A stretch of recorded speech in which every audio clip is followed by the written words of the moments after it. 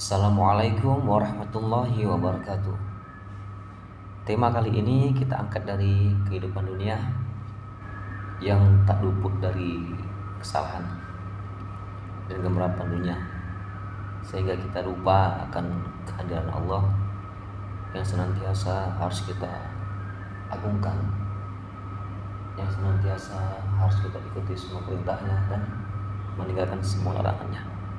Tapi kita manusia lalai dalam itu semua. Semoga kita semua hamba-hamba Allah yang selalu ingat dan istiqomah dalam menghadapi keimanan kita, agar kita istiqomah dalam keimanan kita, selalu mengerjakan perintah Allah Subhanahu wa taala dan meninggalkan semua larangan Allah Subhanahu wa taala. Assalamualaikum warahmatullahi wabarakatuh. Hari ini kita mengangkat tema hakikat kehidupan dunia. Bismillahirrahmanirrahim. Ya, semua orang yakin bahwa hidup ini di dunia hanya sementara, sedangkan akhirat adalah tempat kembali mereka. Tetapi banyak orang yang tidak sadar akan kehidupan yang akan ia jalani nantinya. Padahal waktu terus berjalan seiring perjalanan hidup seseorang menuju kematiannya. Bergantinya hari ke hari, bulan ke bulan, dan tahun ke tahun akan mendekatkannya pada saat yang telah ditetapkan, yaitu kematian. Benarlah perkataan seorang tabi'in, Hasan al-Basri. Ya bena Adam, innama anta ayyamun, kullama zahaba yawmun zahaba ba'duka. Wahai manusia, sesungguhnya kalian hanyalah kumpulan hari. Tatkala satu hari itu hilang, maka akan hilang pula sebagian dirimu. Hilyatul Aulia 148 Darul Kutub Al-Arabi. Memang dunia bukanlah sesuatu yang harus dijauhi, namun dunia bisa menjadi penghalang untuk bisa sampai kepada Allah Subhanahu wa taala. Harta pada dasarnya bukanlah sesuatu yang dibenci, namun harta itu tercela jika dia melalaikan dari mengingat Allah. Betapa banyak kaum muslimin yang tertipu dengan gemerlap dunia sehingga lupa akan tujuan penciptanya. Mereka kumpulkan harta siang dan malam hingga meninggalkan berbagai kewajiban agamanya. Ia bangun rumah yang megah, kendaraan yang mewah, dan popularitas serta kedudukan yang tinggi di hadapan manusia. Sementara mereka lupa akan infak, sedekah, serta beramal soleh lainnya untuk mendapatkan kedudukan yang mulia di hadapan Allah Subhanahu wa taala. Ironisnya, mereka tidak menyadari hal tersebut, dan ketika mereka bertanya, apakah yang kalian inginkan, dunia atau akhirat? Sentak menjawab, kami menginginkan akhirat. Padahal keadaan amalan mereka menjadi saksi atas kedustaan ucapannya tersebut. Nauzubillahi min dzalik. Dan musibah terbesar yang menimpa seseorang adalah kelalaian tentang hakikat ini. Kelalaian tentang hakikat dunia yang sebenarnya. Maka jika Allah memberi nikmat pada kita sehingga bisa memahami hakikat dunia ini, yaitu bahwa dunia adalah negeri yang asing, negeri yang penuh ujian, negeri tempat berusaha, negeri yang penuh ujian, negeri yang sementara dan tidak kekal, niscaya hati kita akan menjadi sesat. Adapun jika kita lalai tentang hakikat ini, maka kematian dapat menimpa hati kita. Di antara hakikat dunia yang disebutkan dalam Al-Quran dan As-Sunnah adalah: pertama, dunia adalah kesenangan yang menipu, yaitu kesenangan yang hilang saat ajal menjemput, kesenangan yang tidak abadi dan hanya bersifat sementara. Hal ini sebagaimana firman Allah Subhanahu wa taala, "Wa mal hayatud dunya illa mata'ul ghurur." Dan kehidupan dunia ini tidak lain hanyalah kesenangan yang menipu.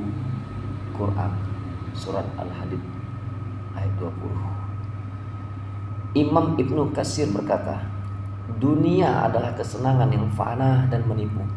Bagi siapa yang cenderung kepadanya, maka ia tertipu dan takjub dengannya sampai ia berkeyakinan tidak ada tempat tinggal selain dan tidak ada tempat kembali setelahnya. Padahal ia adalah hina dan rendah dibandingkan negeri akhirat. Tafsir Ibnu Katsir pada ayat tersebut.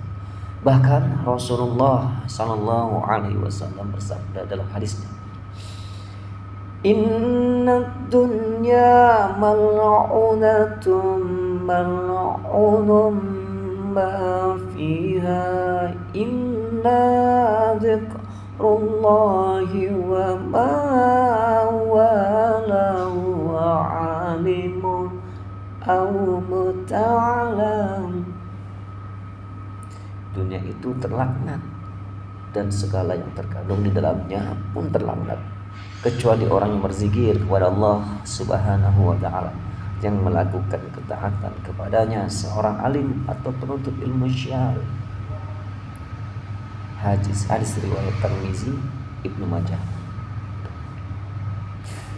Dalam Sahihul Jami', Syekh Al-Albani mengatakan hadis ini hasan. Perlu kiranya kita merenungkan hadis ini dengan seksama, di golongan manakah diri kita berada. Apakah kita termasuk golongan yang mendapat rahmat dan terjauh dari laknat, ataukah sebaliknya diri kita justru termasuk orang-orang yang mendapat laknat, menjadi budak dunia dikarenakan sebagian besar aktivitas kita atau bahkan seluruhnya hanya bertujuan untuk meraih kenikmatan dunia yang fana ini. Nauzubillah min dzalik, ya Allah. Ampuni dosa kami, ya Allah. Ampuni dosa kami. Rasulullah Sallallahu Alaihi Wasallam sangat mencela orang-orang yang tunduk pada dunia dan semata-mata tujuannya adalah mencari dunia. Dalam sabda beliau berkata, Ta'isa abdud dainari, ta'isa abdud tarhami, ta'isa abdul khamisati, ta'isa abdul khamilah. Celakalah budak dinar, uang emas. Celakalah budak dirham, uang perak. Celakalah budak khamisah, pakaian yang cantik. Dan celakalah budak kamilah, ranjang empuk. Hadis riwayat Bukhari, Imam Bukhari. Inilah celaan beliau, Nabi kita Muhammad Sallallahu Alaihi Wasallam, kepada orang yang kesehariannya menjadi budak harta dan berbagai kesenangan dunia. Renungkanlah wahai saudaraku dengan penuh kejujuran, dan jawablah wahai saudaraku, di golongan manakah diri kita berada. Apakah kita termasuk orang yang menjadi budak dunia, ataukah kita menjadi orang yang tujuan hidupnya adalah beribadah kepada Allah Subhanahu wa taala. Renungkanlah sekali lagi hal ini wahai saudara. Kedua, dunia ini adalah surganya orang kafir dan penjaranya orang beriman. Hal ini sebagaimana sabda Rasulullah Sallallahu Alaihi Wasallam, An Ibni Umar anna Nabiyya Sallallahu Alaihi Wasallam qala ad-dunya sijanul mu'mini wa jannatul kafir. Dan Ibnu Umar bahwasanya Nabi Muhammad SAW bersabda, dunia itu penjara bagi orang mukmin dan surga bagi orang kafir. Hadis riwayat Muslim. Imam An-Nawawi dalam syarah Muslim menjelaskan maknanya bahwa setiap mukmin itu dipenjara dan dilarang di dunia ini dari kesenangan-kesenangan dan syahwat-syahwat yang diharamkan dan dibenci.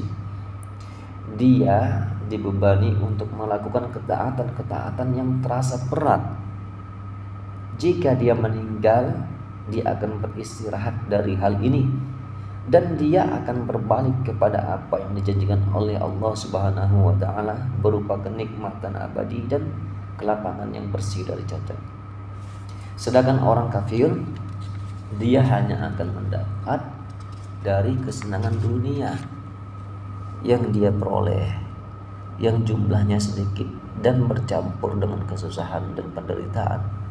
Dan bila dia telah mati, dia akan pergi menuju siksaan yang abadi dan penderitaan selama-lamanya. Syarah Sahih Muslim nomor 5256. Bukan berarti orang beriman tidak boleh kaya, memiliki kendaraan yang bagus dan juga rumah yang indah pula. Boleh, akan tetapi kenikmatan seseorang mukmin itu di dunia jika dibandingkan jannah di akhirat sangat jauh sekali. Seakan-akan dunia ini adalah penjara bila dibandingkan jannah di akhirat. Sedangkan orang kafir, walaupun mereka menjadi orang yang paling miskin sekalipun, mereka tetap menjadikan dunia ini menjadi surganya. Mereka dibandingkan siksa yang pedih di akhir sana. Maka alangkah indahnya menjadi orang mukmin, karena betapapun berat dalam menghadapi dunia ini tetap mengharapkan indahnya jannah di akhirat. Dan sungguh celaka orang kafir, karena kenikmatan dunia ini hanya akan mereka rasakan sesaat, sementara mereka telah menantinya, yaitu neraka. Saudaraku yang beriman dan bertakwa kepada Allah Subhanahu wa taala yang satu akidah, jangan jadikan hati kita terkait dengan dunia. Jangan sampai dunia masuk ke dalam hati kita dan bercokol di dalamnya. Teladanilah generasi terbaik umat ini. Mereka menggenggam dunia namun cukup sampai di situ dan tidak merasuk ke dalam hati. Maka jadilah mereka generasi yang mencurahkan segenap jiwa raganya untuk kehidupan akhirat. Dunia sebatas di genggaman, wahai saudaraku, mereka sehingga mudah dilepaskan. Allah, ya Allah ya Rabbi, mudah untuk diinfakkan di jalan Allah. Adapun kita wahai kaum muslimin, aina nahnu min haulai, di manakah kedudukan kita jika dibandingkan mereka? Di mana? Tentu sangat jauh dari mereka. Oleh karena itu wajib bagi diri kita dan dirimu, dari kita semua untuk merenungi sekali lagi, bahkan senantiasa merenungi apakah tujuan kita diciptakan di dunia ini. Sangat mengherankan jika seseorang muslim telah mengetahui tujuan penciptaannya kemudian lalai dari hal tersebut. Bukankah ini puncak kedungan? Inikah puncak kebodohan kita?